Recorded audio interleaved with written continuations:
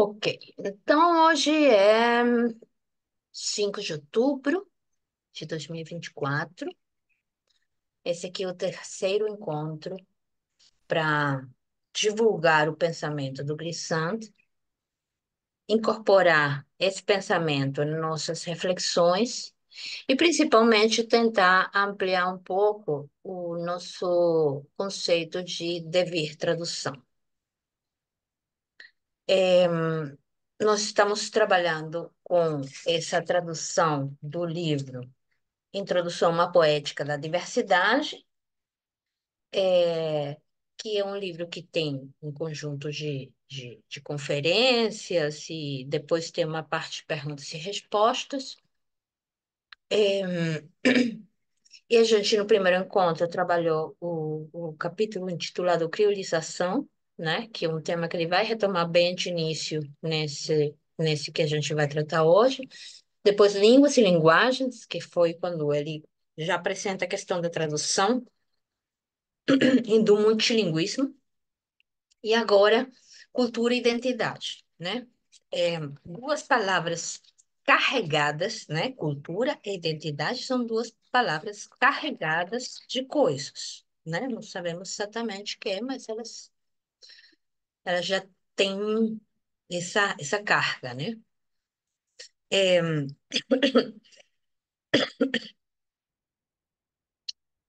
nesse terceiro capítulo, ele vai fazer o glissando, a sensação que eu tenho é que, bom, ele já diz que a repetição é uma forma de, de conhecimento. Então, ele vai repetir coisas que ele já trabalhou e que aparecem em outros textos dele. Só que dessa vez, pelo menos na leitura sequencial que a gente está fazendo, é a primeira vez que ele traz, digamos, essa referência a Deleuze e Guattari, notadamente ao texto Rizoma. O texto Rizoma é o primeiro, em português, ele se encontra nessa coleção de livrinhos, né, de Mil Platós.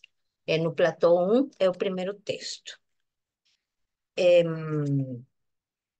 Em espanhol, esses Mil Platós, que são mil mesetas, foi publicado como um livro completo, né? E esse trabalho que é posterior ao Antiédipo, né, que é um trabalho feito por eles dois, onde a gente nunca sabe exatamente quem que está escrevendo o quê. E isso é interessante para a gente entender um pouco a lógica do rizoma. É um capítulo curto, denso, tem muitas ideias, muitas coisas. E eu recortei aqui uma ideia sobre o rizoma, que está na página 43, que eles dizem assim: rizoma é feito somente de linhas, linhas de segmentaridade, de estratificação, como dimensões, mas também linhas de fuga. É interessante essa ideia de fuga, porque ele vai dizer aqui no momento do texto que não se trata de uma fuga, né? Ou de desterritorialização, como dimensão máxima segundo a qual, seguindo-a, a multiplicidade se metamorfoseia, mudando de natureza. Não se deve confundir tais linhas ou linhamentos com linhagens de tipo arborescente, que são ligações localizáveis entre pontos e posições. Oposto à árvore, o rizoma não é objeto de reprodução, nem reprodução externa como árvore-imagem, nem reprodução interna como estrutura-árvore. O rizoma é uma antigenealogia, é uma memória curta ou uma antimemória. E a questão da memória que a gente pode trazer também aqui com relação aos rastros e traços. O rizoma procede por variação, extensão, conquista, captura, picada. Oposto ao grafismo, ao desenho, à fotografia, oposto aos decalques, o rizoma se refere a um mapa que deve ser produzido, construído, sempre desmontável, conectável, reversível, modificável, com múltiplas entradas e saídas, com suas linhas de fuga. Enfim, eu trouxe esse segmento, né, do rizoma porque a, a, a ideia que me passa a Glissant é que ele pega a ideia de rizoma, né, mas ele avança na elaboração que ele vai fazer. Né? Ele não fica colado, né, a, aquilo que está trazendo Deleuze e Guattari, mas ele aproveita, né, para poder construir seu pensamento, e principalmente esse pensamento que ele vai chamar de criolização. Ele vai trazer essa ideia, né? A gente pode pensar que a criolização é um tipo de pensamento, né? Uma forma de pensar. Então, ele vai tratar temas que ele já vinha falando e, como eu acho que foi no anterior encontro, que ele falava que a repetição é uma forma de conhecimento. E a ideia de repetição, eu fiquei pensando como ela é importante dentro da psicanálise também. Nesse texto, digamos, o que nos interessa de Glissant, um pouco, é também que a nossa ideia de devir tradução, ela também tem esse vínculo com o trabalho de Deleuze e Guattari. Então, digamos, estamos tentando conversar com eles.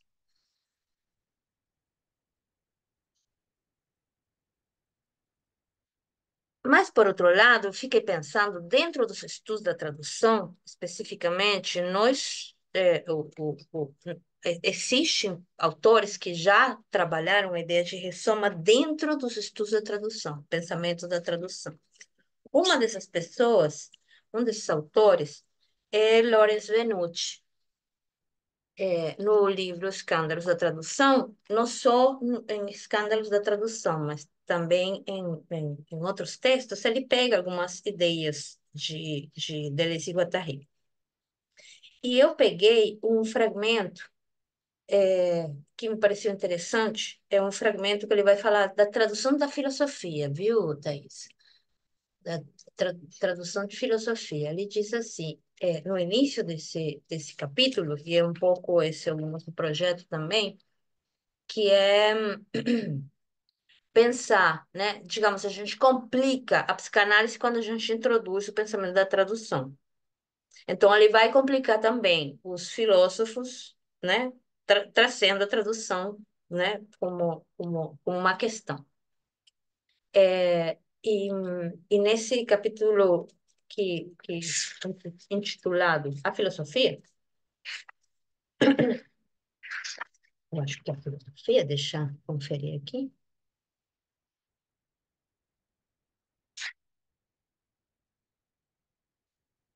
Ele menciona Deleuze e Guattari em vários momentos do texto e ele fecha o texto exatamente, é filosofia só. Ele começa dizendo: a filosofia não foge à confusão que enfrentam as disciplinas acadêmicas contemporâneas quando confrontadas com o problema da tradução. Eu acho que essa é uma ideia bem clara sobre que o, o, o Venuti quer trazer como reflexão. Então, temos disciplinas acadêmicas, quando confrontamos elas com a tradução, aí encontramos alguns problemas interessantes. Eu acho que isso dialoga bastante com a nossa proposta. E no final do capítulo, ele vai dizer para o tradutor uma abordagem mais literária transforma a tradução filosófica numa literatura menor dentro da literatura da filosofia. A ideia de literatura menor ele retira de Deleuze e Guattari em um livro intitulado Kafka por uma literatura menor. E é um conceito bem interessante que a gente pode associar com a ideia de criolização, né? Pela questão do multilinguismo. A tradução experimental é minorizante. Ela cria uma linguagem filosófica que desafia a hierarquia doméstica das linguagens filosóficas. Isso também é muito interessante, a ideia de minorização, né? Que a gente, na nossa cabeça, uma coisa menor é uma coisa sem importância, aqui é tudo o avesso. Essa ideia de minorizar é uma ideia muito potente, no sentido de como que as coisas adquirem vida, né? Na medida em que elas passam por por essas práticas, né? Menores, que menor não é de Alba, tamanho. e esse conceito, essa ideia de minorização é do Venucci, E não, é de Deleuze e Guattari que Deleuze e Venuti Guattari. pega. Uhum, Sim. exatamente.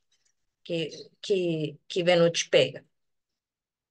Então, a tradução experimental é minorizante. Aí temos outro aspecto sobre a questão da experimentação.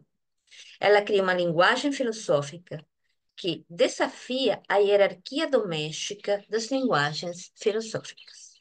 Ainda bem que a Thais está aqui, porque ela pode nos falar dessas coisas. A tradução que, em contraste, evita inovações estilísticas, ou seja, aquela que não quer minorizar, então ela não quer inovar, exercerá um impacto interessante na disciplina doméstica, assimilando o texto estrangeiro ao dialeto padrão, as filosofias dominantes às interpretações predominantes. Apenas a tradução experimental pode ressaltar a diferença linguística e cultural do texto estrangeiro, ao desterritorializar a língua maior e abrir a instituição a novos conceitos e discursos, a instituição filosófica. Ao levar em conta a tradução, a filosofia não acaba, não se transforma em poesia ou história, mas abre-se para outros tipos de pensamento e escrita. Eu vou dizer, de forma assim bem rápida, o que seria esse processo de minorização. Eu vou trazer uma ideia que tá em Mil Platós, que eu gosto muito, porque é como se eles dissem que quando você opera de forma experimental uma minorização da língua maior, o gênio da língua começa a gaguejar.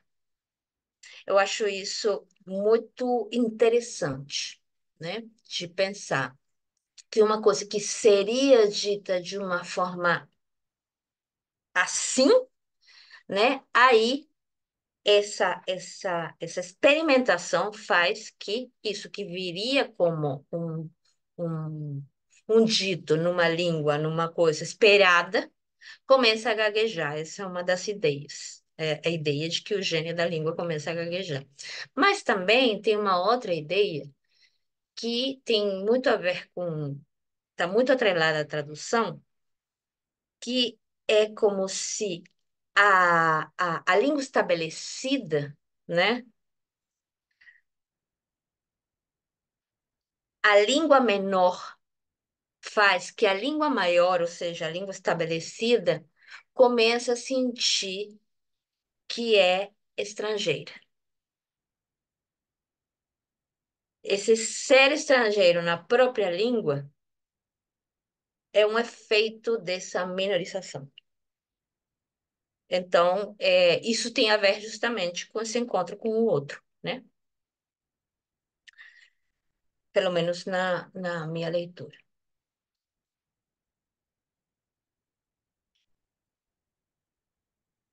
Alguém quer fazer algum comentário?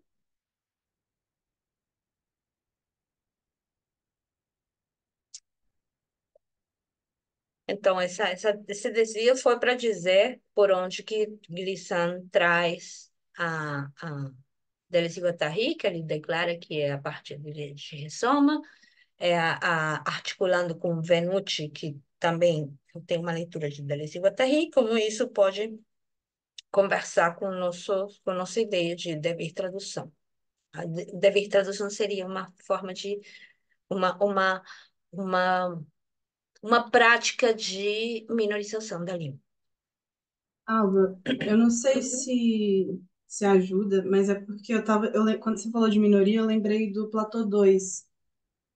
E no Platô 2 eles dão, tem até assim na contracapa do livro, Uhum. E o que um que pedacinho diz? que ele fala.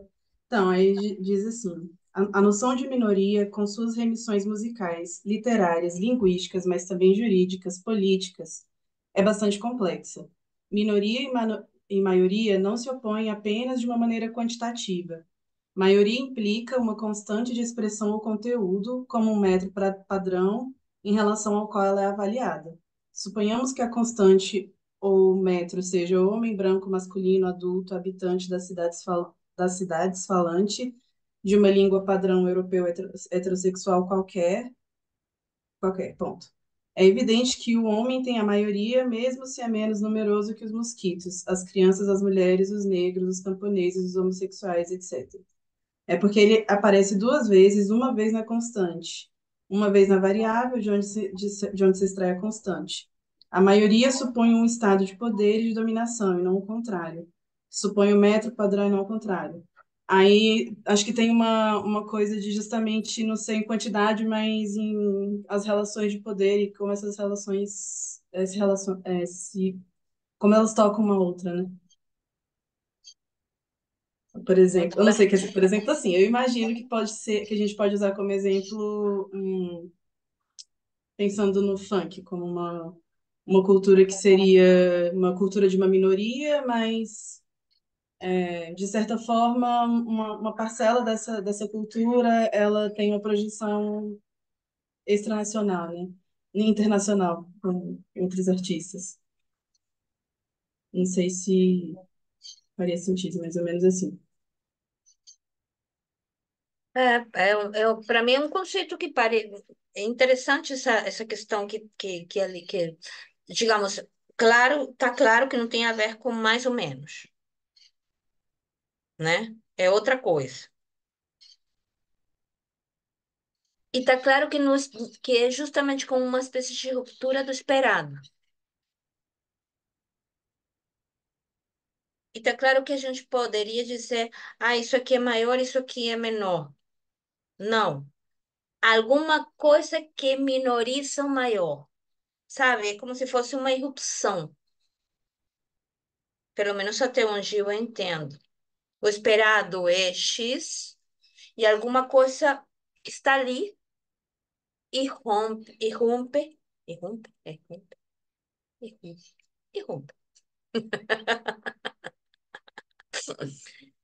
E desmonta, né, aquilo que seria, seria, que está hierarquicamente, eu concordo com você, estabelecido desse jeito. Mas é um conceito que me atrai, né? Da minorização, justamente porque o primeiro efeito é como que menor, né? Não é bom isso? Já desmonta a nossa cabeça.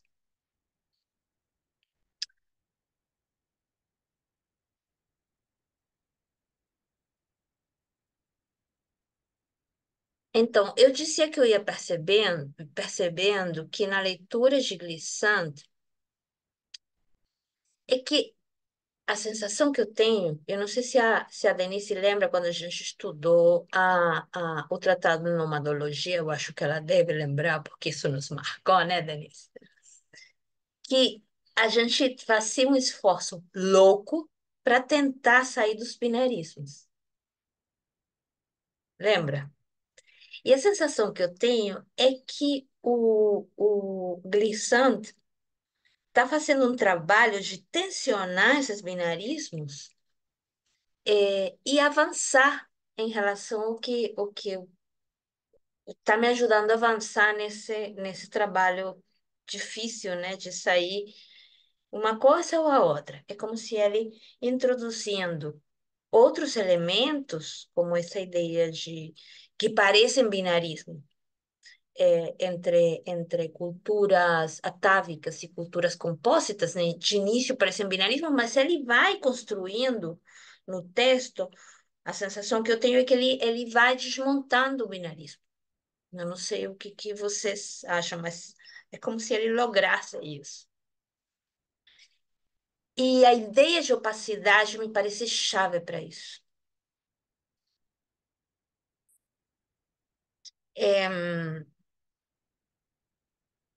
Deixa aí para outro momento. Então,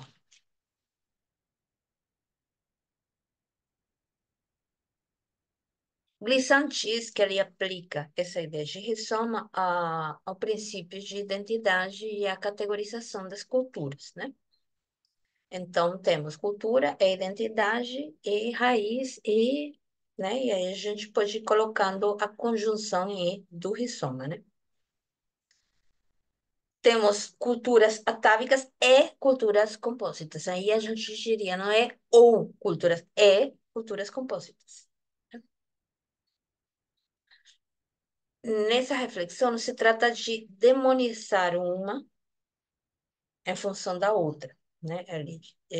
Digamos, as culturas, porque ele diz que as culturas atávicas, elas produziram esses grandes livros que, de início, eu achei lindíssimo isso, a Bíblia, a Ilíada, o Popol Vuh, eram livros de errância. Só que eles viraram o uso que se fez deles.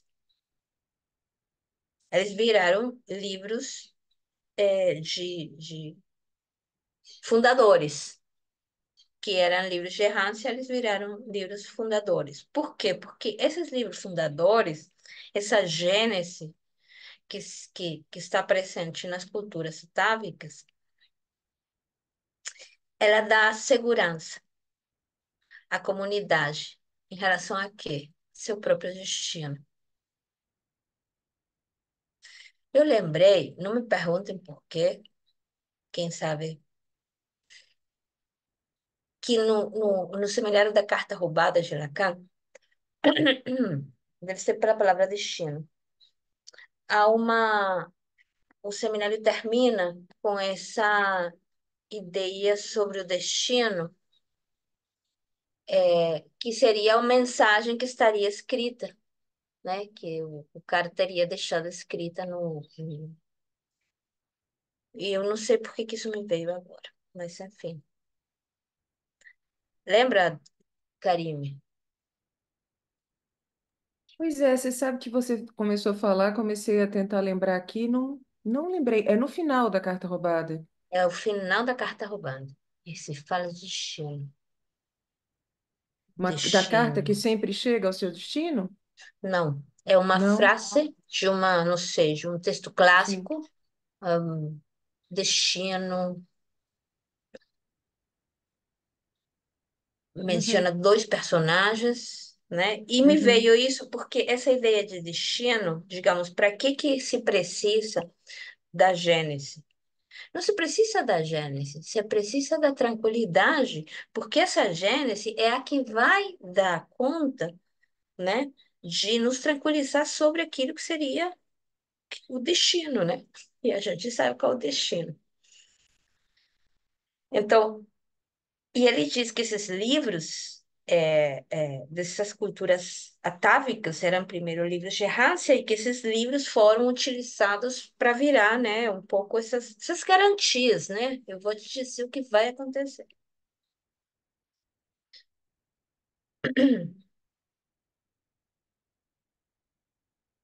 E esse processo é um processo que inflaciona o ser, os estaciona e transforma em decálogos universalistas e, ao mesmo tempo, em uma espécie de máquinas que trituram o outro, porque aí vem o fenômeno da exclusão. Então, todos esses elementos estariam não como características específicas da cultura távica, sino como aquilo que vai acontecendo, né, nisso que se forma como cultura távica. E ele vai evocar ao longo do texto uma literatura nova. Ele vai se focar na ideia de literatura. Lembra que ele falava do épico? que esses livros, o Popol Vuh, a Ilíada, a Bíblia, eles serão épicos. E ele vai dizer, olha, é possível, isso é uma coisa muito linda do Glissant, que é essa coisa meio propositiva, meio de dizer, então tá, vamos tentar olhar para frente, o que que a gente pode fazer para transformar isso aqui? Uma literatura épica nova, ligada à ideia de totalidade do mundo, que é uma ideia de Glissant. Eu nunca tinha escutado de ninguém essa ideia, nem a criolização, não da língua crioula, mas da ideia de pensamento crioulo, pensamento da criolização, essa ideia de totalidade do mundo, transmitida de forma múltiple, de forma multilingüe. E aí que vem a questão da tradução. Ele diz que essa literatura nova, que seria uma literatura épica nova, que está ligada à ideia da totalidade do mundo, seria transmitida de forma multilingüe. O que que quer dizer multilingüe para Glissant? Multilingüe não são muitas línguas, é na mesma língua todas as línguas.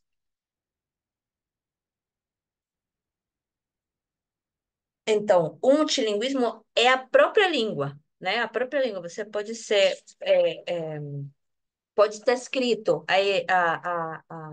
o Popol Vuh está escrito numa língua X, né? Ele teria sido, né? A gente pode dizer que ele teria sido multilingüe, mas o uso que a gente fez dele, eu lembro tanto de algumas questões, né, da psicanálise, alguma coisa que foi multilingüe vira monolingüe. Me permito apontar, e esta é a minha leitura, que o que Glissant propõe não são novos dualismos, que é uma observação sobre o que está acontecendo. Ele vai observar o que está acontecendo. Estava tentando pensar em que momento o Glissant está escrevendo, falando sobre isso, o que está acontecendo no mundo. E nesses dias, com todas essas notícias de guerra, né, pensei, nossa, quanta atualidade a gente encontra aqui. Ele fala de coisas que, digamos, ele tem como perspectiva de olhar para o futuro, mas também está falando de uma atualidade, de alguma coisa que está acontecendo, e é muito muito inspirador para pensar os dias de hoje. Outro elemento é que essas repetições, esses rodeios, esses desvios que ele faz no texto, compõem esse espaço de escrita que escreve o que está propondo. Acho que isso é muito fascinante. Ele escreve performaticamente. E o nosso dever tradução vai nos, em relação ao que ele propõe, a gente pode pensar que o que a gente está tentando com o dever tradução é nos distrair das verdades absolutas. Isso aqui eu gostaria que vocês escutassem com muito carinho. As verdades absolutas não vão nos abandonar. A gente quer certeza. Sinto muito. Mas a ideia de eu vou me distrair das verdades absolutas.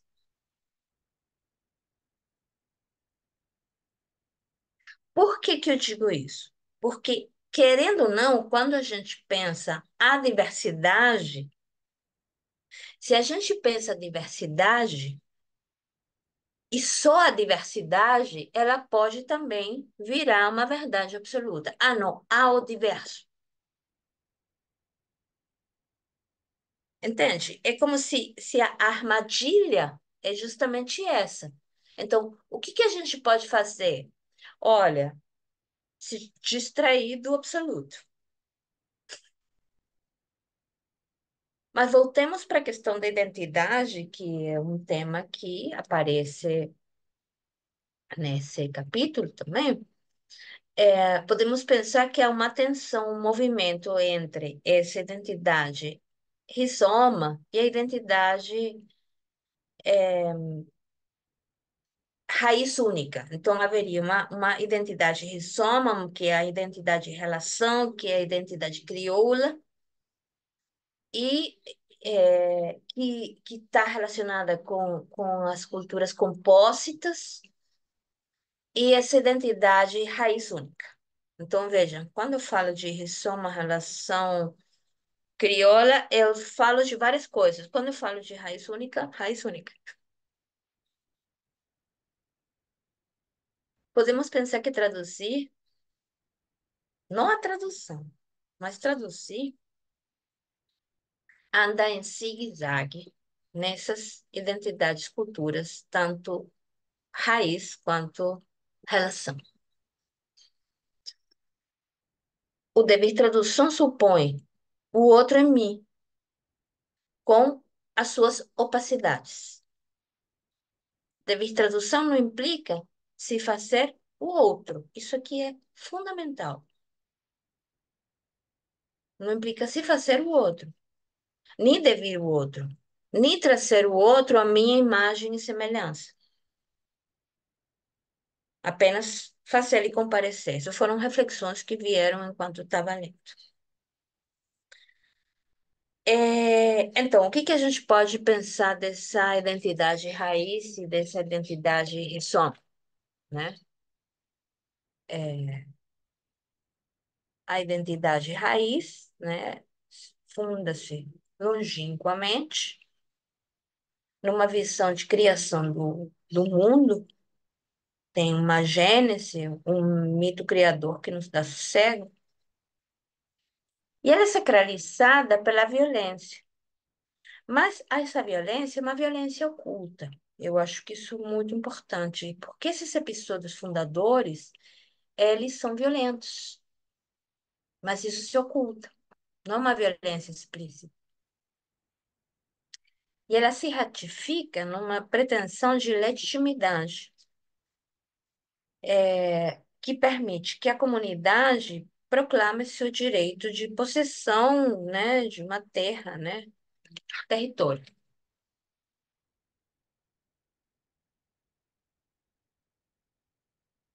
E ela é arraigada na ideia de filiação.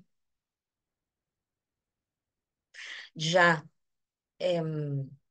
digamos, nessa identidade raiz, para mim, essa questão da violência foi muito marcante. E, por outro lado, a gente, para tentar não dizer, a identidade raiz é ruim, a identidade rizoma é boa, né? Porque não se trata disso. Eu fiquei pensando, e ele menciona quando ele disse assim, olha, no México tem culturas atávicas e compósitas, tem raiz e rizoma, né? Raiz única e rizoma. Aí ele diz assim, bom, no Canadá, e ele fica assim meio que na dúvida, não sei o que será, né? Mas, por outro lado, a gente pode pensar que as comunidades autóctones, né, que tem, elas poderiam ser pensadas como identidade raiz, em alguns aspectos. A questão da violência é o que vai, digamos, nos fazer repensar sobre isso. Então, é lugar de colocar isso aqui é raiz, isso aqui é relação, né? É tentar entender um pouco essa complexidade. Por quê? Porque no caso de uma comunidade autóctone, aqui dos nossos territórios, que ainda está viva, né? As que conseguiram ficar vivas, né? Essa legitimidade não é dada por imposição, mas pela história com H minúscula, que a sustenta. Por que com história da. Porque é uma história que está sendo transmitida. Não é uma história que está fixa, é uma história de transmissão. O que podemos colocar em questão é uma espécie de direito dado para a conquista, que seriam essas outras comunidades raiz, que são aquelas que chegaram para ocupar, né? Agora, a identidade ressoma, que seria a identidade de relação, né, que está nas culturas compósitas há uma prática da criolização. E, e nesse caso, essas comunidades ressoma, elas estão, como há uma relação, como a ideia de relação está presente,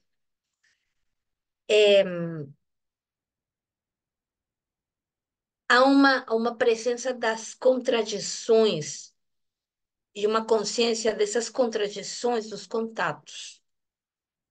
Relação, contato. Esses contatos, eles criam contradições. E aí estariam presentes. Então, por quê? Porque a ideia de caos, que é uma ideia que aparece aí, ela está perto do... Caos é a relação. Caos não é qualquer coisa. Caos é relação. E por isso que a diferença das culturas de raiz única, aqui o que ele propõe são as alianças e não as filiações.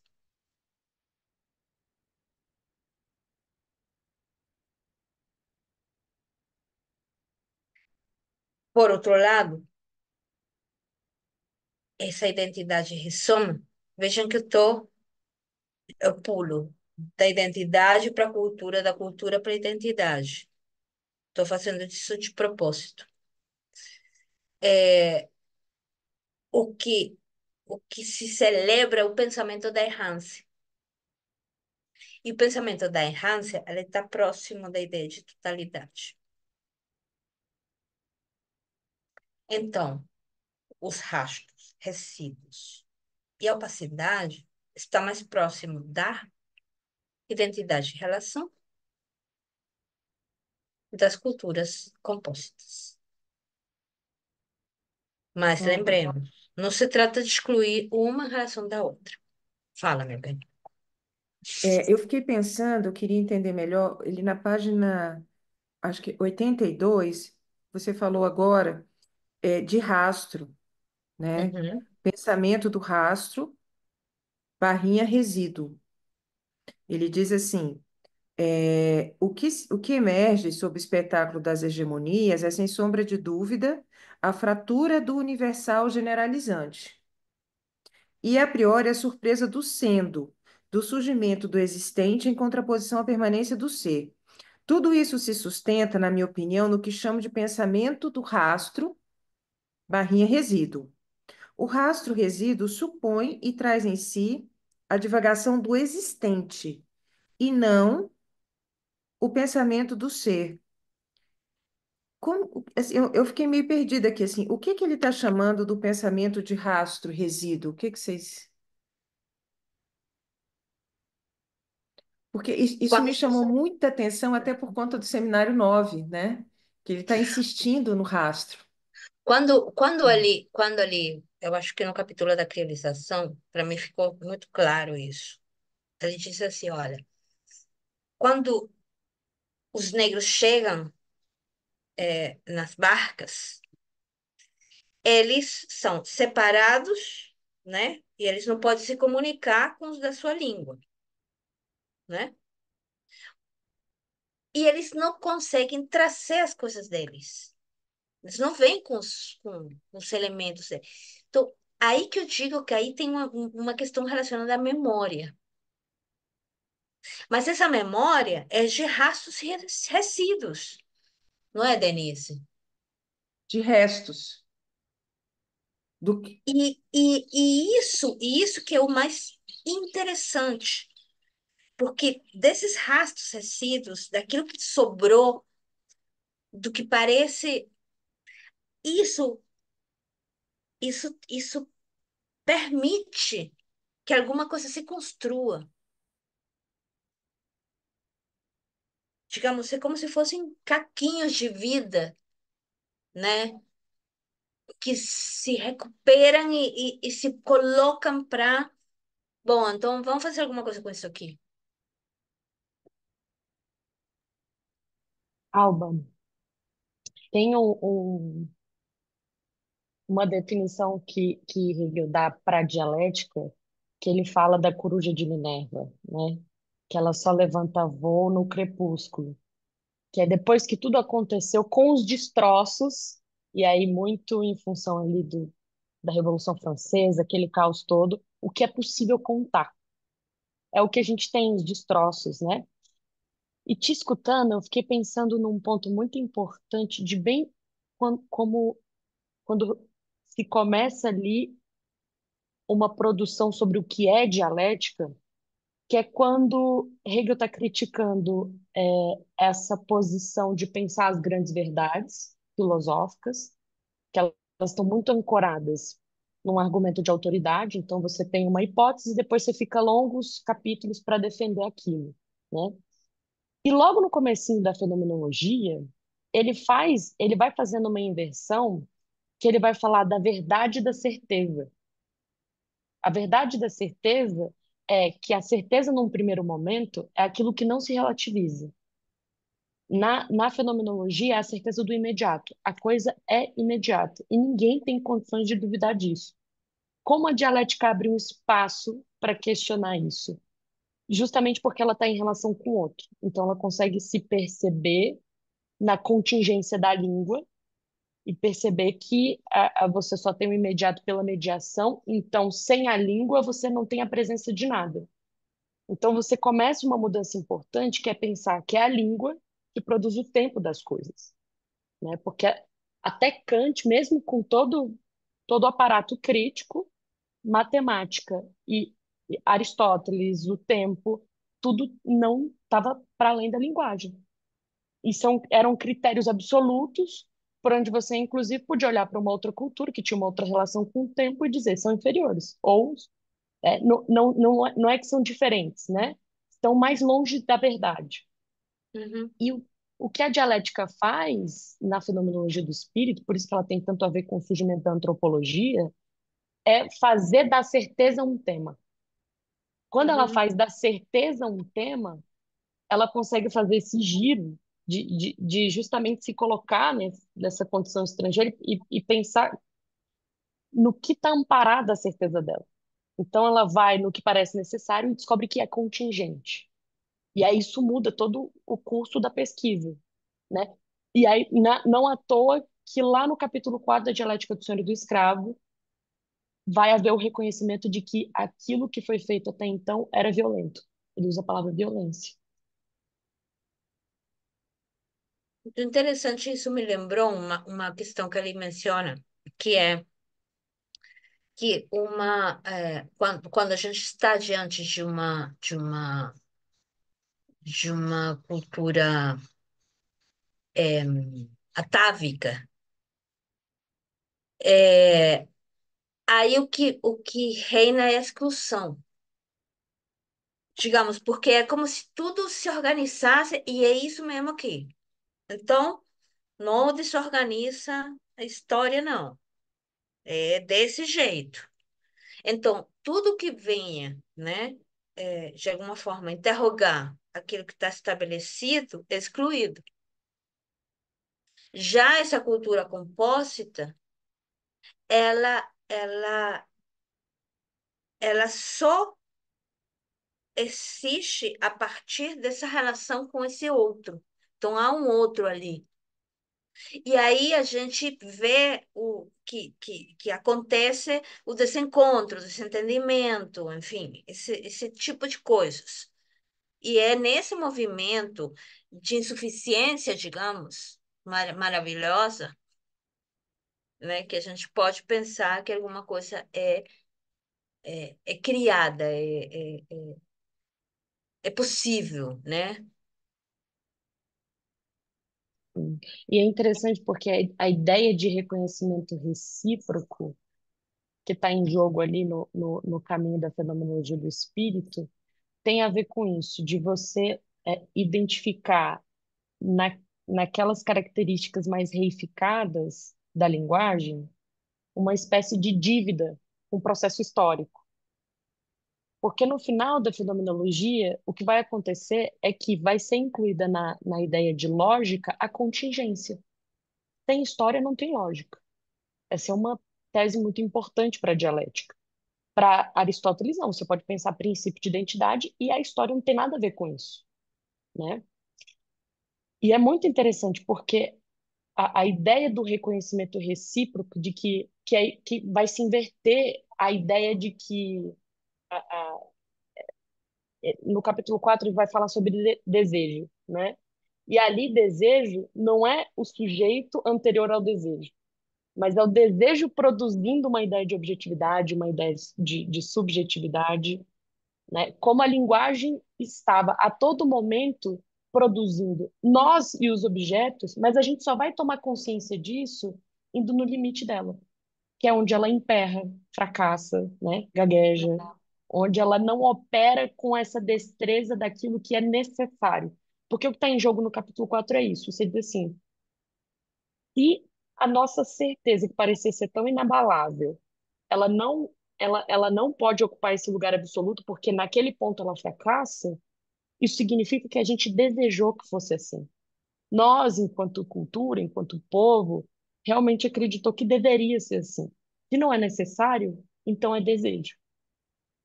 É contingente, né, nesse sentido. E aí você tem a mudança do tema ali, porque de repente, com esses critérios, você começa a olhar essa própria condição do que se naturalizou, não por um ponto fora da linguagem.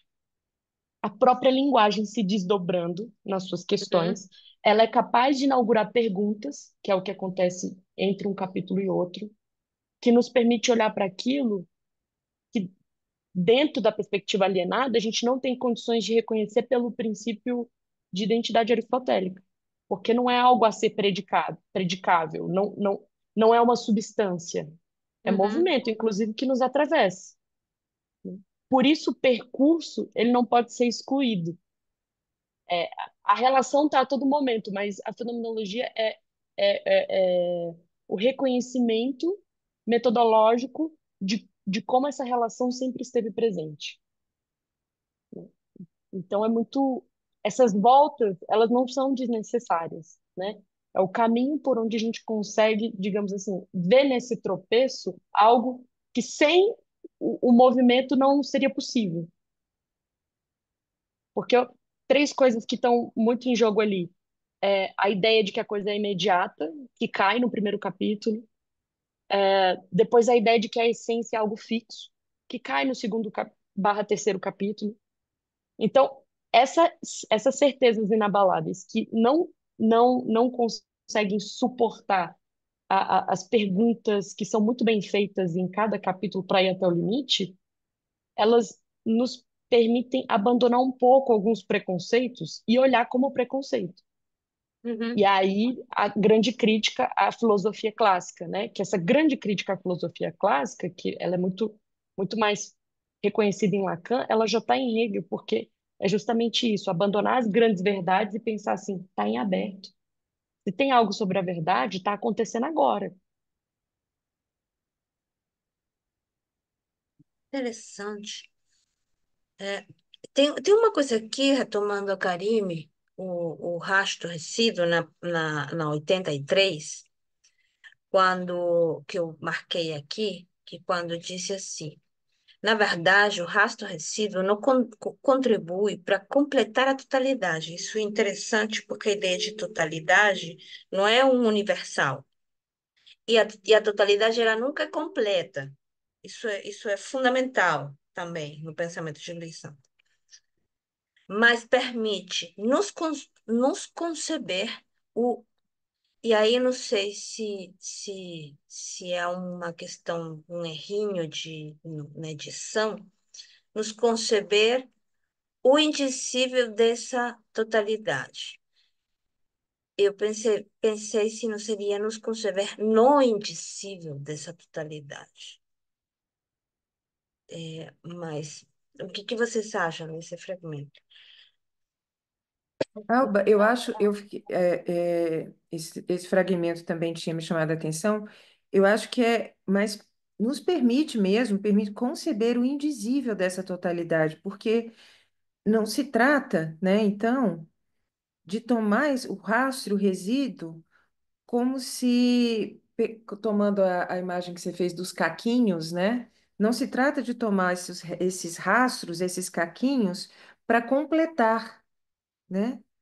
Mas justamente acho que para que possa se dar conta de que há algo que é indizível nessa totalidade, né? Quer dizer, não vai haver totalidade, né? Não vai haver um preenchimento de lacunas, digamos assim. E olha o que ele diz mais na frente. Não seguimos o rastro recibo para desembocar em confortáveis caminhos. Uhum, Ele devota-se à sua verdade, que é a de explorar, de desagregar em tudo a sedutora norma. Adorei. uhum,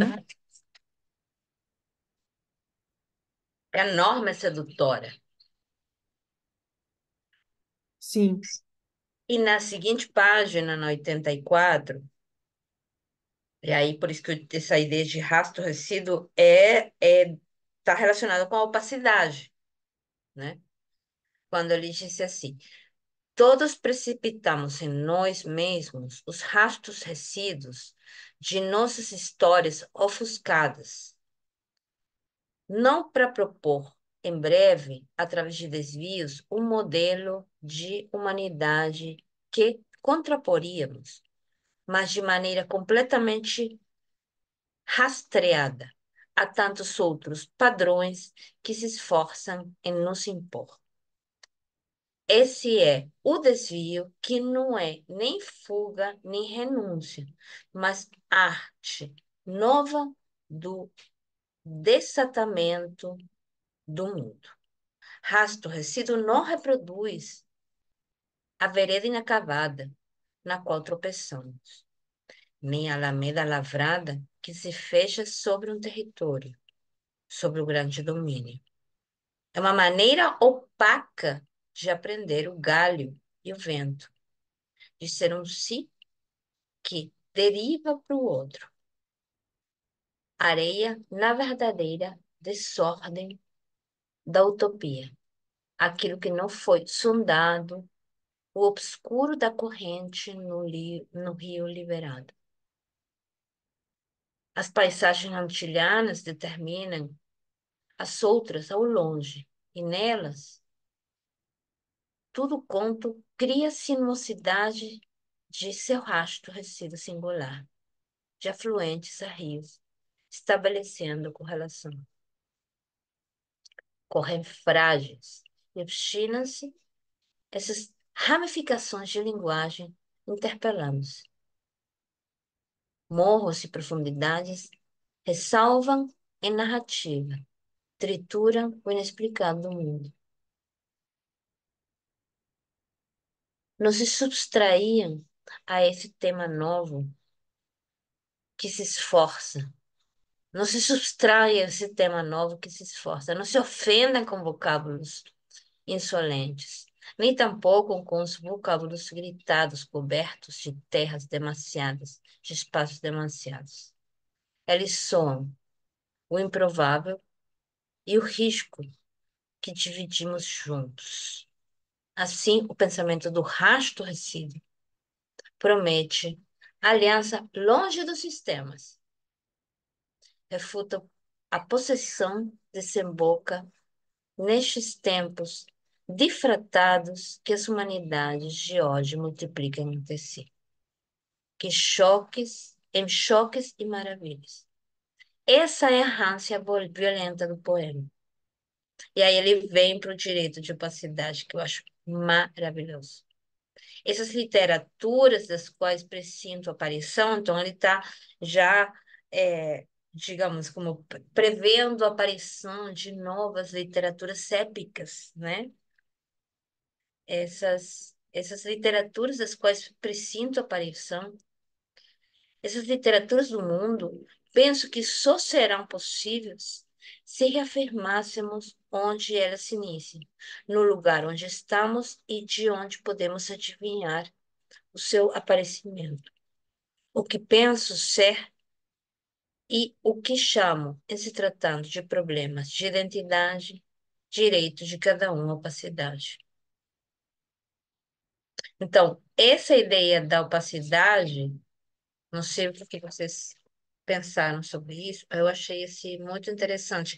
Ele vai dizer, o cara que pergunta vai dizer, não, mas essas literaturas já existem.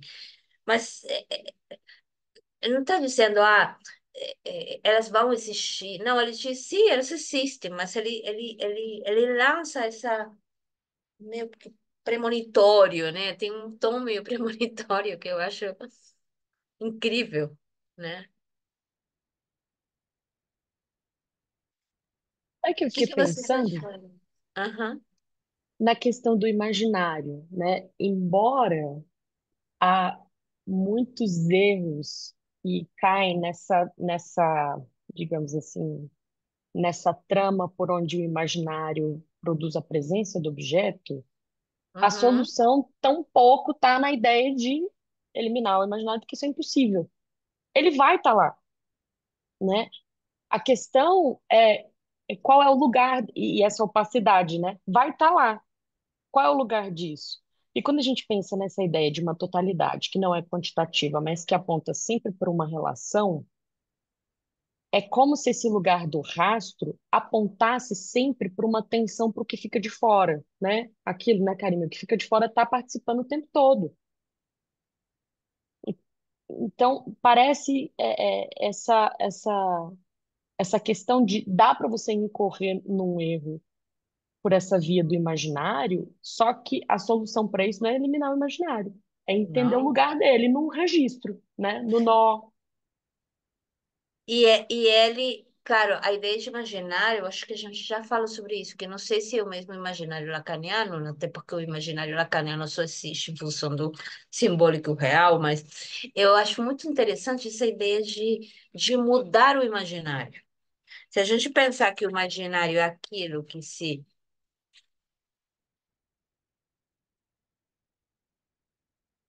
congela, né? Que cria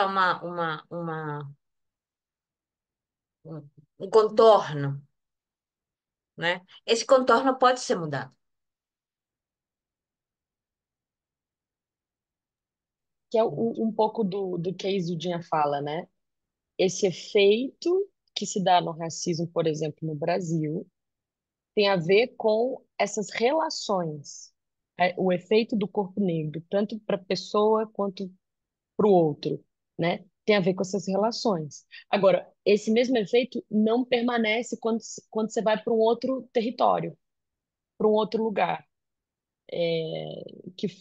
que talvez tenha sido determinado por outras questões. Ou seja, o corpo está digamos assim, ao mesmo tempo que está em xeque nessas duas dimensões, não é o mesmo, porque muda Uhum. radicalmente. Muda radicalmente. Agora, quando o que que vocês acharam dessa opacidade? O que que vocês escutaram dessa opacidade? O que que vocês não compreenderam da opacidade? Seria contraditório dizer, a opacidade é muito clara.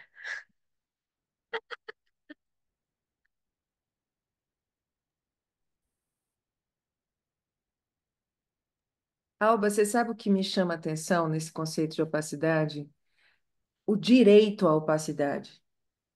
Isso que me chama a atenção. E aí eu fico pensando assim, no direito de não mostrar, de não permitir, de não ter que expor algo, sabe? Me chama a atenção o direito, no sentido de uma escolha mesmo, que pode ser feita, né? Que eu acho que é diferente, vai numa linha assim, saindo, né, dessa questão binária, né? Mas então acho que não é uma coisa ou outra necessariamente, mas é como a questão que você disse no início, eu achei muito legal assim, isso das verdades, né? Elas não vão deixar de existir, né? Até porque as verdades absolutas, até porque a gente tem certa paixãozinha por elas, né? Mas elas vão ficar em algum lugar que não um único lugar, né? Uhum. Então, acho que a opacidade me vem como esse direito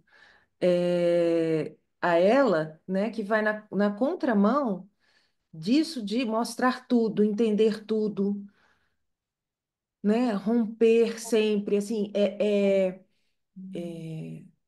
direito, por exemplo, de uma análise, é não falar de algo, né? O direito a não, enfim. Eu não sei se foi aqui no Glissant, ou eu não sei se foi aqui naquele outro, no aquele outro capítulo que a gente trabalhou, ou se foi em outro lugar, mas um exemplo que eu li, que eu não sei se foi aqui exatamente, que era de alguma manifestação religiosa, e que você tem o direito de virar para alguém, outro, e dizer, não, aqui você não entra, porque aqui é a minha manifestação, é a minha, né, é o que eu vou viver e que tem a ver com a minha história, enfim, com a minha cultura, e você não faz parte disso, você fica de fora. O direito a isso, a não dar a ver, né? Você não tem que Uhum. dar a ver sempre. Ele diz aqui, não necessito mais compreender o outro, ou seja, reduzi-lo ao modelo da minha própria transparência. Eu acho isso genial, porque Onde é que está, isso Alba, esse trechinho? Está aqui isso nesse, está nesse. na página 86, antes das perguntas. Ah, tá. Nossa, isso me escapou. Vamos ler isso. Ele fala da errância violenta do poema, o direito à opacidade. Vamos ler isso, porque eu acho assim incrível. No Encontro Planetário das Culturas, na página já como se fosse o último parágrafo do texto. No Encontro Planetário das Culturas que vivenciamos como se fosse um caos, temos a impressão de ter ficado sem referências. Eu acho isso tão atual, gente. Esse texto tão atual. É é tão da sensação que eu tenho do mundo hoje, que eu acho que é por isso que eu tô tão fisgada. Por toda parte, para onde voltamos, solhos, vemos catástrofes e agonia. Deixamos de ter esperança em relação ao caos mundo. Mas é porque ainda tentamos encontrar, nesse caos mundo, uma ordem soberana que reconduziria, uma vez mais, a totalidade do mundo a uma unidade redutora. Tenhamos a força imaginária e utópica de conceber que ele não significa o caos apocalíptico dos fins do mundo. O caos é belo quando concebemos todos os seus elementos como igualmente necessários. No encontro das culturas do mundo, precisamos ter a força imaginária de conceber todas as culturas como agentes de unidade e diversidade libertadoras ao mesmo tempo. É por isso que reclamo para todos o direito à opacidade. Não necessito mais compreender o outro. Aí a gente pode pensar, agora vem uma vírgula, tá, gente? Não é que eu não necessito mais compreender o outro ponto. Não, preste muita atenção. Não necessito mais compreender o outro, vírgula. Ou seja, o que é compreender o outro? Reduzi-lo ao modelo da minha própria transparência. Isso eu achei genial. Estão vendo? Que essa suposta compreensão do outro não é compreensão nada, é a redução à nossa própria é como se a gente encaixasse, né? Exato. É sensacional, é sensacional. Não necessito mais compreender o outro. Ou seja, reduzi-lo ao modelo de minha própria transparência para viver com esse outro ou construir com ele. Nos dias de hoje, o direito à opacidade seria o indício mais evidente da não-barbárie, Da não porque barbárie. essa não-barbárie é justamente quando eu não tento reduzir o outro à minha própria transparência, para poder viver com ele. Eu diria que as literaturas que se perfilam diante de nossos olhos e que já podemos pressentir serão adornadas com todas as luzes e com todas as opacidades da nossa totalidade humana. Eu tenho a impressão de que, no primeiro momento, quando a gente fala em opacidade, parece uma ideia anti-intuitiva, assim, porque você pensa em compreensão e pensando em mediação de conflito, né? Se você tem um conflito e você quer resolver esse conflito, mediar esse conflito, você precisa compreender o outro. Mas a gente sabe que não é bem assim que funciona, né? Porque senão os conflitos eles já teriam sido resolvidos há muito tempo. E é uma coisa que a gente já tinha pensado nisso antes, né? Sobre você pode muito bem pensando nessas outras culturas que dominam outras, elas conhecem as outras culturas para dominar essas culturas. Então eles tiram esse direito de opacidade justamente porque isso é uma ferramenta para você conseguir dominar esses outros povos, entende? E aí a princípio parece estranho, mas depois que você vai trabalhando, começa tá, então entendi agora. Não é que você não vai compreender de qualquer forma, mas é de uma outra forma, como a gente leu aqui no final, né? Uhum. Denise, escutando, concordo com você, né? Eu acho que isso é muito importante e está no cerne, assim, de muitas teorias aí modernas, porque tem uma coisa importante nessa virada, que é marcada em várias teorias de um jeito diferente, que é esse lugar de que você, para pensar reconhecimento, você tem que pensar a relação. E até então, se a gente for pensar o iluminismo, ela não teve um bom modelo para objetividade, ou seja, para pensar o outro que não ela. No final das contas, ela não conseguiu pensar nem a ela mesma, né? Porque ela já supôs a certeza, ela já descortinou, né? Ela já soube.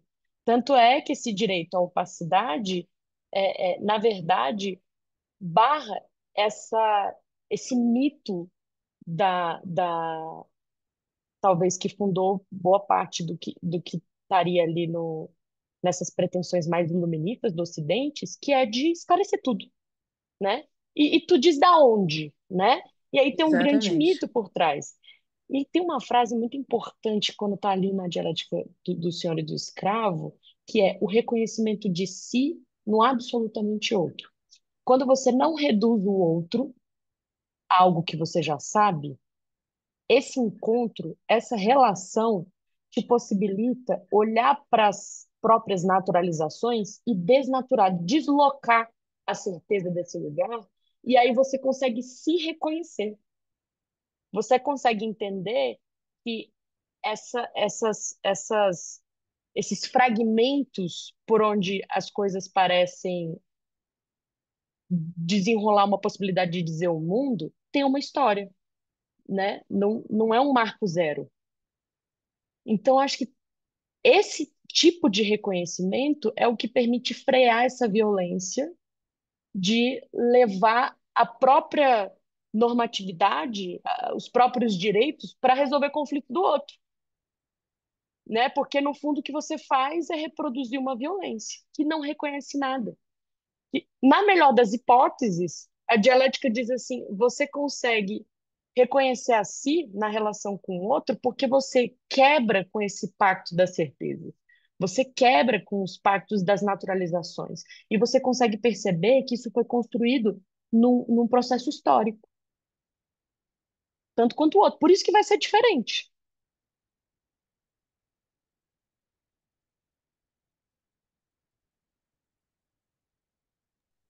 Agora, achei assim, muito esclarecedor isso que a Denise fala, né, na mediação de conflito, né? Eu tô com o negócio das guerras, né, na minha cabeça. A mediação do conflito pode ser uma grande mentira, né? Na medida em que o que eu estou olhando claramente, não é? Claramente estou olhando.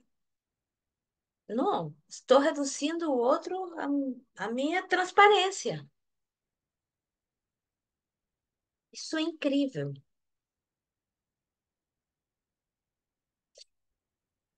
É E quase isso uma coisa meio canibal, né? Assim, de incorporação, assim, de reduzir o outro. é, Hum. é. A- Embora a gente não consiga esse lugar ideal, né, de mediar como se tivesse um espaço neutro, a gente consegue, por exemplo, pensar interesses por trás do conflito. Porque aí esse eu acho que é o efeito de pensar, sei lá, você olha para um cenário de guerra atual e, olha, quer levar a democracia, mas para um lugar que coincidentemente está cheio de petróleo, né? É, é possível, a partir de um conflito, fazer essa leitura, né, do que atravessa. E aí é interessante, porque é esse lugar do reconhecimento. O que coincide com esse ato que se nomeia levar à democracia, mas que também não está acontecendo num momento neutro, né? E aí eu acho que essa coisa de pensar que, na melhor das hipóteses, na relação com o outro, a gente consegue esbarrar no limite, né? E essa é a negatividade, sair desse campo ultrapositivista e pensar a posição em que a gente está desde esse lugar das relações. As relações sempre que conseguem dar notícias, né?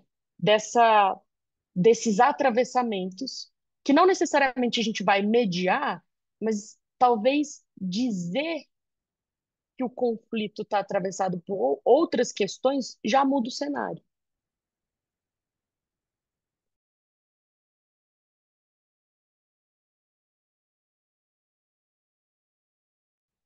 Tem um fragmento que eu queria ler aqui, na página 80,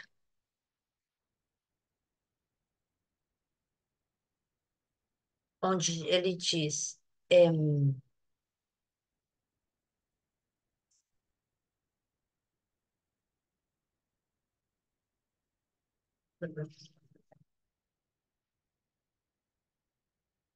Depois que ele vai contar a história dos ciganos, né, da Romênia, onde ele vai ilustrar, aí ele vai dizer, é,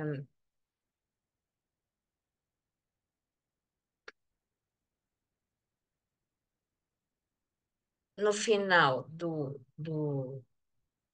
nesse parágrafo que termina com a ideia fixa e intolerante, ele diz assim: trata-se também de apontar a necessidade de abrirmos o imaginário de cada um de nós para algo novo. Então, aí é nesse sentido, né? Eu não vou aplicar você a minha transparência. Digamos, eu pelo menos vou me dar, né, o direito de dizer, olha, pode ser que eu esteja enganada.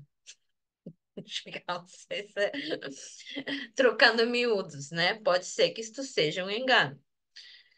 Não mudaremos nada da situação dos povos do mundo se não transformarmos esse imaginário. E é uma transformação do meu próprio imaginário, quando eu digo, não vou submeter você à minha própria transparência.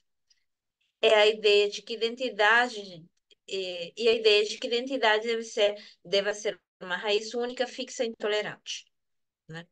Viver a totalidade do mundo a partir do lugar que é o nosso é estabelecer relação e não consagrar exclusão. Penso que a literatura, em torno dessa questão da identidade, inicia uma época em que ela produzirá o épico, um épico novo contemporâneo, né? Que é essa projeção que ele faz. Todas as culturas atávicas vivenciam um início literário épico. Já citamos os grandes livros, né? Aí ele vai falar desses livros, né, que inauguram as culturas atávicas, que eles foram anteriormente livros de errância. Será aqui que eu estava lendo? Eu acho que não é, é estabelecer relação e não... Ah, isso. O que eu queria sublinhar era essa relação da opacidade, o direito à opacidade, com a, o estabelecimento da relação. Porque na medida em que eu digo não vou assimilar você à minha própria transparência, aí eu me obrigo a estabelecer uma relação. Isso para tradução é sensacional, pensar isso na tradução. Que não é o que eu não vou obrigar que o texto diga o que eu quero que eu quero que ele diga, né? Eu vou me relacionar com o texto de uma forma X, né? Ou vou estabelecer uma relação, né? Que é o princípio de qualquer tradução, é o estabelecimento de uma relação, né? Desse traduzir, isso que a gente está chamando de dever traduzir, é justamente essa possibilidade de não assimilação do outro à sua própria transparência, porque pode ser para mim muito claro, mas não é. Lembra, meninas, quando a gente traduzia, que a gente discutia as coisas, e às vezes a gente ficava, gente, olha o que eu li. Eu tinha lido, parece que a gente tem como inteligência artificial, que as pessoas dizem que ela alucina, a gente também tinha alucinações. A gente alucinava coisas nos textos que não estavam aí. É muito, muito legal isso. E como era um trabalho em grupo, aí a gente discute, cara, da onde foi que eu tirei isso?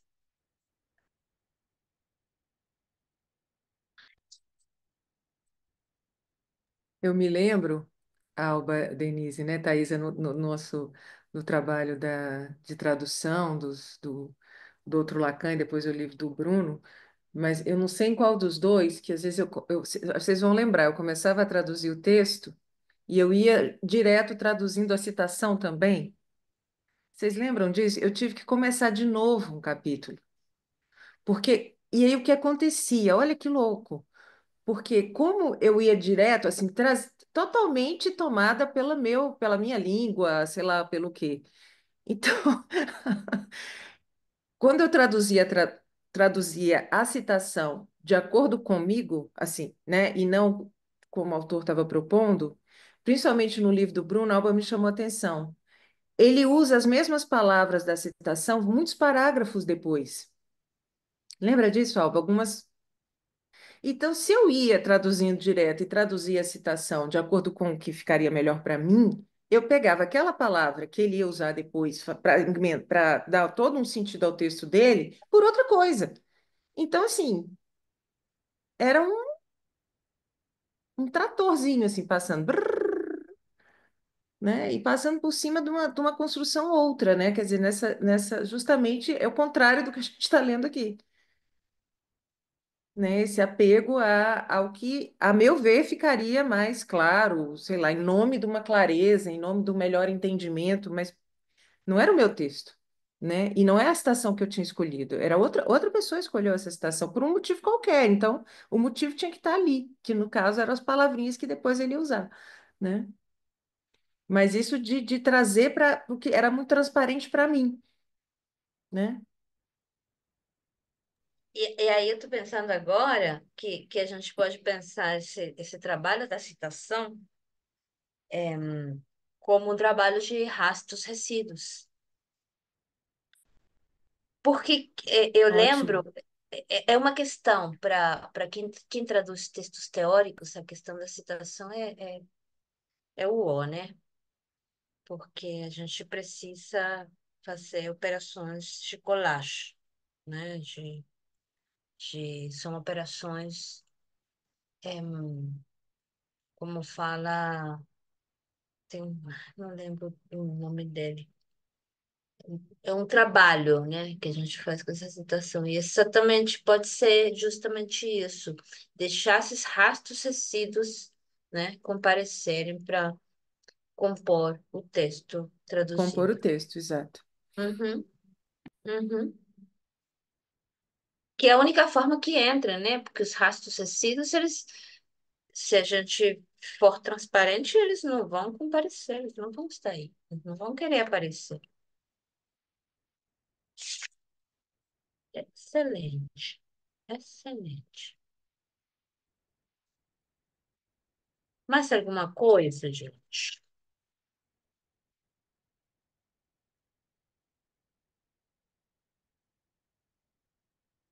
sobre esse capítulo.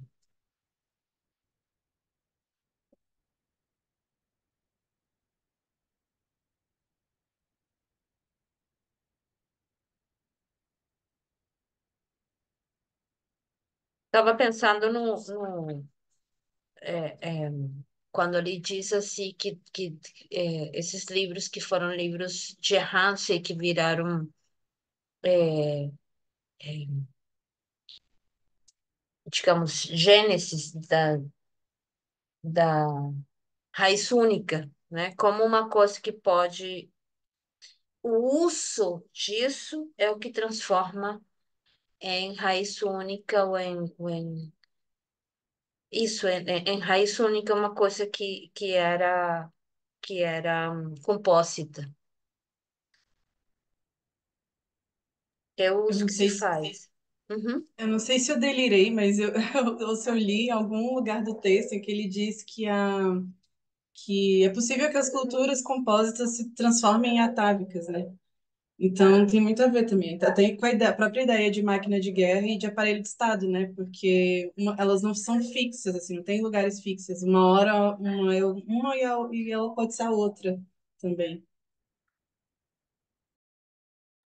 E é importante isso que você está dizendo, Denise, porque tem na primeira resposta que ele dá, ele disse uma coisa que eu lembrei que eu acho que a gente precisa deixar claro, né? É, quando que me lembra muito a ideia de aparelho de Estado de máquinas de guerra no Tratado de Nomadologia. É, ele vai falar de direito de sangue, direito de solo, que foi muito, é, que foram expressões mal escolhidas, porque ela vem da ideia de território, enfim. Penso que seria preciso encontrar uma outra fórmula jurídica, o direito comum, o direito civil, para substituir a fórmula direito de solo, pois esta última é limitativa e tal. Em seguida, pareceu que não podemos refletir no plano político sobre a noção de Estado, com E maiúscula, né? Depois me lembra para falar um pouquinho da ideia de história com H maiúscula e H minúscula, que é um recurso que ele utiliza.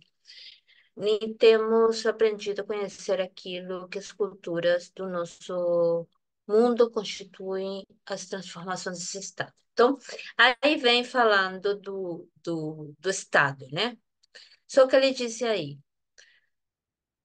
parece-me que quando refletimos sobre a relação da sociedade civil com o Estado, não fazemos sempre dentro da perspectiva do direito civil legislativo ou internacional ocidental. Tenho a impressão de que nos falta algo. Falta diversidade ou abertura quanto a essa noção. Aí preste ter muita atenção no que ele diz. É por isso que hesitaria em responder a sua pergunta neste momento. Ainda mais porque muitos daqueles que defendem uma sociedade fechada sobre si mesma são também defensores de um enfraquecimento do Estado. Então, a ideia de enfraquecimento de Estado, né, ela vai criar sociedades que se fecham a si mesmas. Aí eu pensei em alguns políticos, né, que gostam do Estado fraco, justamente para se fechar. Então, lembrei dessas discussões que a gente tinha quando tratávamos no Tratado de Nomadologia. Trata-se de que Estado? Será necessário aprender com outros lugares, não considerar apenas a filiação ocidental, né? Então, ele vai falar da sociedade pluriétnica, que seria aquela que ele traz do caso dos ciganos da Romênia. criolizada, né? Então, não é tirar o Estado, não é acabar com o Estado, atenção, por favor. Estado muito importante. Ah, e a outra coisa era, me parece, não sei se vocês tiveram a mesma impressão, desse uso da letra maiúscula para história e para história comum. E outra coisa que eu achei muito legal são os mitos, diferentes mitos, né? Que ele fala que tem vários mitos. Não é um mito só, o mito de origem. Tem os mitos. Ele pluraliza os mitos. Deixa eu ver onde que está isso.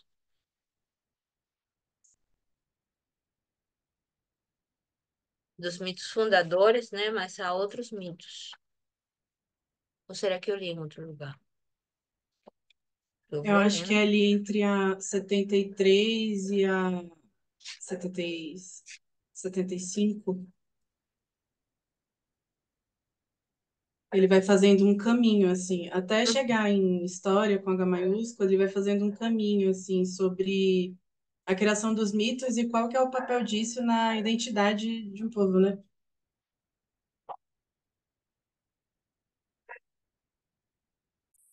E mesmo, Denise, ele vai fazer essa relação do mito fundador, não é isso? A história é filha do mito fundador, a história com H maiúsculo.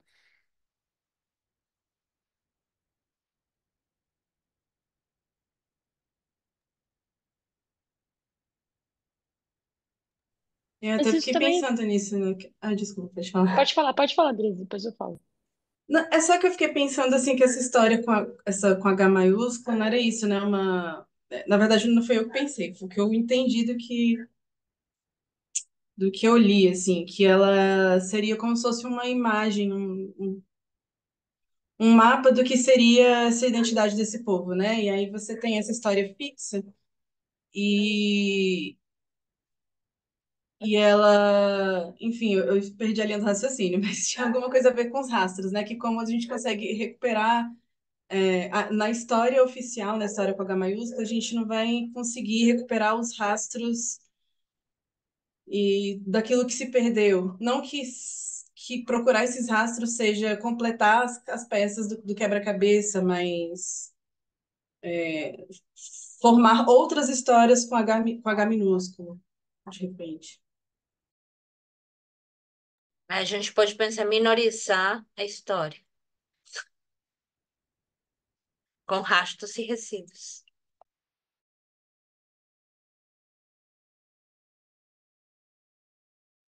Na análise, isso acaba aparecendo de uma certa forma, porque você sempre vai partir de algum lugar, mas o que é determinante a respeito desse rastro não está lá atrás, né?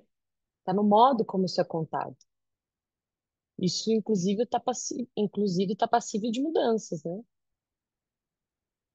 Não qualquer, mas num tempo que já não é esse primeiro. Essa ideia de que numa cadeia é o S2 retroagindo no S1, que vai produzir um efeito, né?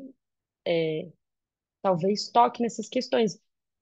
Sim, a ideia de que tenha algo mítico produz um a mais do dizer. Você tem algo a dizer sobre isso, mais do que outras coisas. Aí pode ser um mito fundador, autores que a gente considera canônicos, mas isso pode mudar também, né?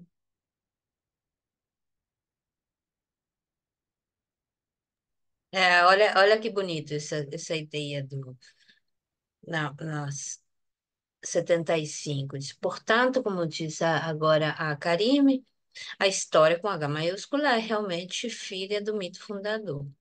No caminho que leva à história, o mito fundador será acompanhado, depois cultado e em seguida substituído. Aí será a parte que eu queria ver. Primeiramente, pelos mitos de elucidação, de explicitação de estabelecimento de perspectiva dos processos sociais e das condições circunvizinhas de uma comunidade. Em seguida, pelos contos e narrativas que prefiguram a história. Enfim, pelos romances, poemas e textos de reflexão que dizem, cantam ou meditam sobre a comunidade. Assim, por toda parte onde aparecem mitos fundadores, no seio dessas culturas que chamam de culturas atávicas, a noção de identidade se desenvolverá em torno do eixo da filiação e da legitimidade. Profundamente, trata-se da raiz única, que exclui o outro como participante.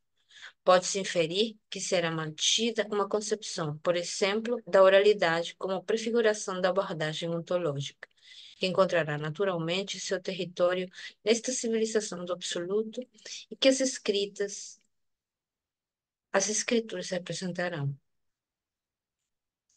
O que será a consciência histórica, senão o sentimento generalizado de uma missão a ser realizada, uma filiação a ser mantida, uma legitimidade a ser preservada, um território a ser ampliado?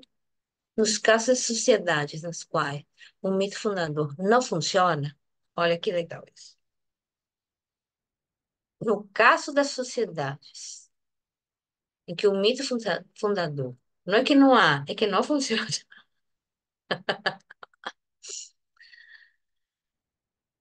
Se não através de um empréstimo, toma recebe. Então, veja que interessante, não é que não há mito fundador, né? É que ele não funciona ou funciona através de um empréstimo.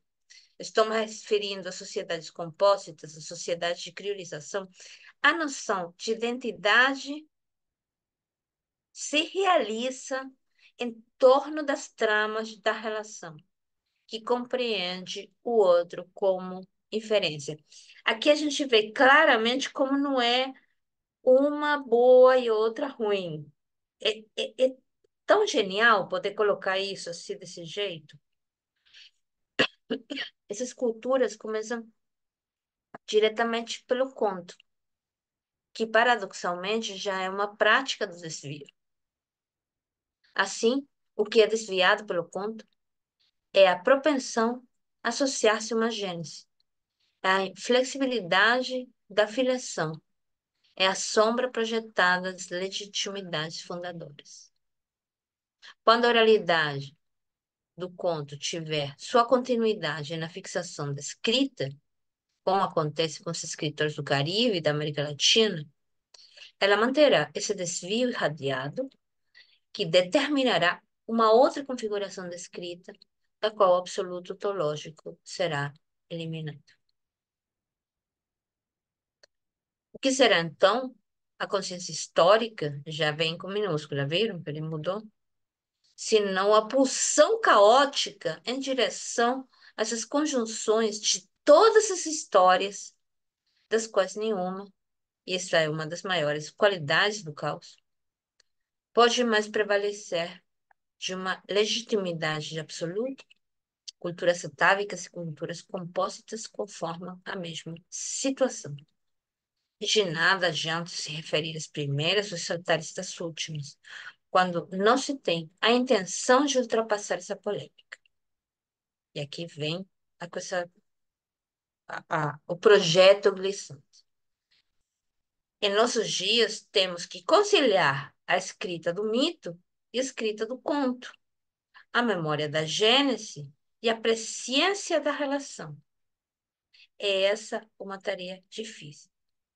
Mas que outra poderia ser mais bela? Essa conciliação, tá? E não uma substituição de um do outro.